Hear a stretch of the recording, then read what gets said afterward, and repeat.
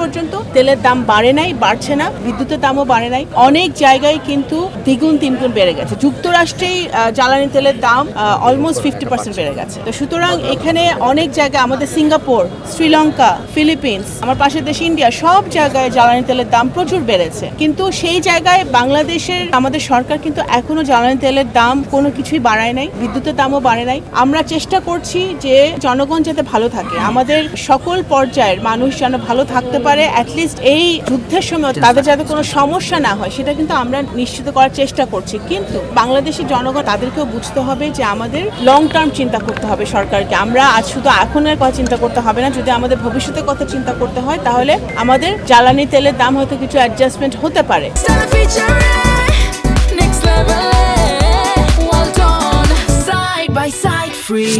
কিন্তু সেটাও আমরা মনে করি যে আমাদের জনগণকে কমফোর্ট জোনে রেখেই সেটা হয়তো হবে। বাট এখন পর্যন্ত তেলের দাম বাড়ে নাই, বাড়ছে না, এটাই আমাদের একটি স্বস্তির কারণ। আমি মনে করি এটা বাংলাদেশের সরকারের একটি সফলতা। দেখেন, আমাদের পররাষ্ট্র নীতির এটা একটা গুরুত্বপূর্ণ দিক। শহীদ রাষ্ট্রপতি জিয়াউর রহমান যে পররাষ্ট্র নীতি শুরু করেছিলেন, সৌদি আরবে প্রথম উনি লোক পাঠিয়ে উনি যেই শ্রমবাজার উন্মুক্ত করেছিলেন, এবং সেই ধারাবাহিকতায় বিএনপি সরকার যখনই দায়িত্বে এসছে তখনই কিন্তু মধ্যপ্রাচ্যের সকল দেশের সাথে আমাদের একটি সুসম্পর্ক ছিল। এই কারণে এই যুদ্ধের সময় মধ্যপ্রাচ্যের সকল দেশ, ইরান সহ সকল দেশ কিন্তু বাংলাদেশকে একটি বন্ধু রাষ্ট্র হিসেবে মর্যাদা দিচ্ছে, এবং বন্ধু রাষ্ট্র হিসেবে মর্যাদা দেওয়ার কারণে আমাদের বাংলাদেশি ভাইরা বোনরা ওখানে সুরক্ষিত আছে। আমাদের তেল, গ্যাস যেগুলো আমাদের আসার দরকার বিভিন্ন পথ দিয়ে, সেগুলো কিন্তু আমরা পাচ্ছি। এখনো কিন্তু আমাদের কোনো ক্রাইসিস হচ্ছে না। সেটার প্রধান কারণ হচ্ছে শহীদ জিয়ার পররাষ্ট্রনীতি, বেগম খালেদা জিয়ার পররাষ্ট্রনীতি, এবং বর্তমানে মাননীয় প্রধানমন্ত্রী জনাব তারেক রহমানের পররাষ্ট্রনীতি। আমাদের এই সকল দেশের সাথে